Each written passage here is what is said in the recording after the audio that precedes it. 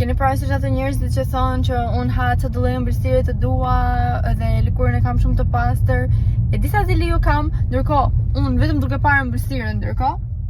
Gjithsesi, para disa ditësh filloi lëkura, po më ripej shumë tek pjesa e buzëve dhe tek pjesa e mjekrës. Dhe aty kuptova direkt që më duhet të ndroja skincare-in, se po më thaj shumë lëkura dhe më ndron gjithmonë skincare në vjesht dimër. Dhe këto janë produktet që po përdor momentalisht. Ky është kremi i syve. Këto nuk e kam ndruar me thënë drejtën, se këto e kam pasur. Dhe ky më shqetëson komplet rrafët e zinj të syve se si mund të shikohet. Për krem hidratues përdor këtë kremin, i cili është për lëkura normale në të thata dhe ma hidraton shumë lëkurën.